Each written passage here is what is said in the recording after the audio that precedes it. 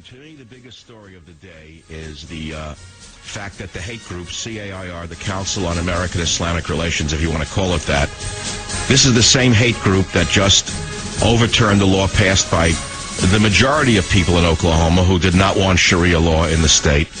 The hate group, CAIR, went against the will of the people. This small, limited, but powerful hate group with funds from God knows where has now uncovered a video, apparently, of U.S. Marines who have urinated on the corpses of the Taliban enemy that they just killed. Apparently, they were distressed that the U.S. Marines were not dead, and that the Taliban were dead, and they got back at the Marines in any way they could. Not to be undone by this, Leon Panetta, the superb defense secretary, the man who was dismembering the U.S. military gun by gun, said that he's viewed the video of the Marines urinating on three corpses of the enemy, and he considered the images utterly deplorable. They immediately telephoned the Afghan president, Karzai, another superb individual, and they kowtowed to the warlord, the president of Afghanistan, and pledged to the warlord, the president of Afghanistan, a full investigation. Prior to the call, the warlord, the president of Afghanistan, Karzai, described the video of the U.S. Marines urinating on the Taliban corpses, quote, as completely inhumane and condemnable in the strongest possible terms. In addition, the warlord Karzai, the president of Afghanistan, called on the U.S. military to apply the most severe punishment to anyone found guilty in this crime. The video, which runs for less than a minute, depicts 4 U.S. Marines in combat gear laughing and joking as they urinate on 3 male bodies. The caption refers to the corpses as dead Talibans. But it is unclear whether the men were civilians or fighters killed after a battle, says the anti-American website that is posting this. And as you well know, they hate the U.S. military, and they will do anything they can to attack them. Not to be outdone by any of these people was the Marine Corps itself. The cowardly General James F. Amos, instead of backing his troops and saying anything in their support, covered his own behind, as all of these heavy-duty heavyweights would do. He's the commandant of the Marine Corps. And the great General James Amos said he will pull together the NCIS, Naval Criminal Investigative Service, and the greatest team and the best agents to assign them responsibility to thoroughly investigate every aspect of the filmed event. In addition, General Amos said he would assign a Marine general and a senior attorney to conduct a parallel inquiry. Sieg Heil! Sieg Heil, everyone. You're living in the new America.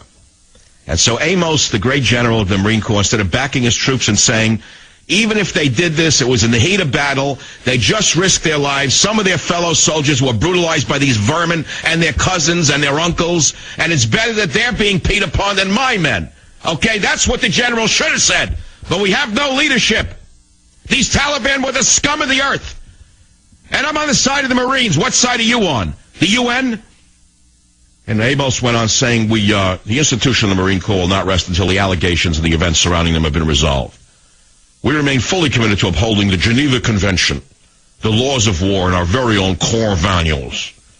Well, I think one of your core values, General Amos, would be to be a general who supports your boys who you put in harm's way while you sit on your fat behind there in North Carolina seeing what you could do after the war is over in terms of a contract, for God's sakes. So, as you well know, the Taliban are barbarians. They cut people's heads off. They kill women and children. But, of course, there's no mention of any of that. And this is a story I'm raising for you because I'd like to hear what you think. Should they be given a medal or given a court-martial? U.S. Marines who were accused of urinating on dead Taliban they just fought and beat, should they be given a medal or a court-martial in this cowardly new world that we live in? Not a brave new world, but a disgusting new world where the generals throw the boys overboard and throw them to the wolves of the media. This is disgusting. I realize there's another story that's somewhat not related. Punished for not crying, thousands of North Koreans face labor camps for not being upset enough about the death of Kim Jong-il. They're handing down 6-month sentences in labor camps to anybody who didn't participate in the organized gatherings during the mourning period, who did participate but didn't cry and didn't seem genuine. I don't think we're too far away from North Korea, because this is a similar story to what I'm seeing in the Marine Corps. You mean after killing people who try to kill them and kill their friends, they were not sufficiently respectful of the vermin they just killed? Is that the problem?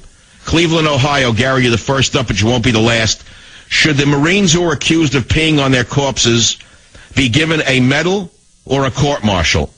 An absolute medal, and let me tell you why, Dr. Savage. Because when you got a society that's feminized here, like it is in America, and you got barbarians on the other side of the aisle, there's no other way to deal with these people besides to go straight up and confront them. What kind of men in America would have the guts to enlist in the Marine Corps to begin with, to choose to go into combat against these 15th century throwbacks, and to face them eye to eye, man to man, blade to blade, gun to gun, bullet to bullet, and we expect nice guys like Wolf Blitzer to enlist in the military? I'm almost fulminating here. I can't even do this show. I'm so angry at the Marine Corps for even buying into the hate group CAIR.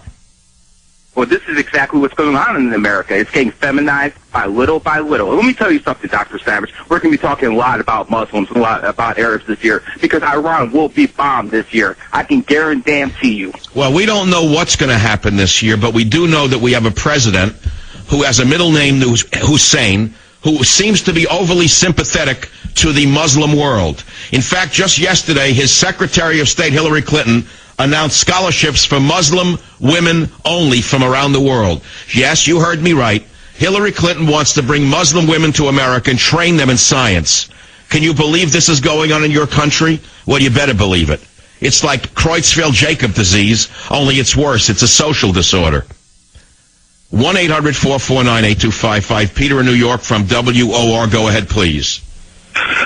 Doctor, remember when the contractor was hanging from the bridge in Iraq, dismembered?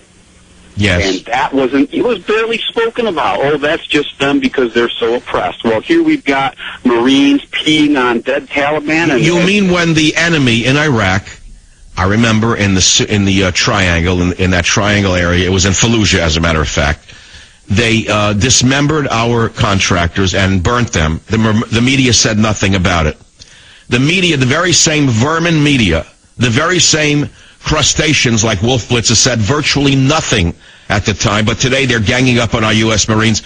I'm going to tell you right now, I'm going to do everything I can to help these boys, because if we start to punish the only brave ones left in this country, we're finished as a nation. I've raised money in the past for boys falsely accused, and I'm going to raise money again for these boys. I don't care about my own problems. Somebody has to come to the aid of men who still have the balls to enlist in the Marines and face these throwbacks. And that's the end of the story. And I'm sick of this attack on our own troops. Agreed. What have the Taliban done to our troops? What have the Taliban done to the Afghanis? What are the Taliban responsible for in terms of human degradation? Why is our government punishing our Marines instead of saluting them? There's a way to do this, by the way, incidentally. There is a way to do this. And that is to say, we don't know what happened. However, we are U.S. Marines first, and we support our boys. Whatever happened in the heat of battle will be looked into. Now go away and cover Newt Gingrich's waistline. Leave us alone. Leave it to the military. Okay? No media coverage when Marines are mutilated or are killed. But the vermin, the rats, I don't have any words for them. It gets me angry because if we strip away all of the brave ones, who will be left? Who will be left if we continuously attack the cops who stand up to the throwbacks in the streets of America? And they can't do their jobs here in San Francisco. Do you know that the San Francisco Police Department just last week released a criminal who was caught burglarizing an apartment? They had the audacity to surround him on Telegraph Hill, and he screamed at them, "Leave me alone! Leave me alone! I'm liable to fall off the cliff!" The police left and let the burglar go home. They were afraid of being sued by Marvin, the liberal lawyer. They were afraid of being attacked by Governor Jerry Brown. The cops were afraid of being pursued by Attorney General Eric Holder for violating the rights of a burglar. We're living in an insane asylum and an insane society. And when you start ripping apart your police, you have crime in the streets. when you rip apart your soldiers, your frontline soldiers, I don't mean the contractors in training inside the Pentagon. To me, they're not soldiers. I have no respect for them whatsoever. I save all of my respect for the boys on the front lines. I have no respect for the fat guys inside the Pentagon. They all remind me of Newt Gingrich. I'll be right back. Savage.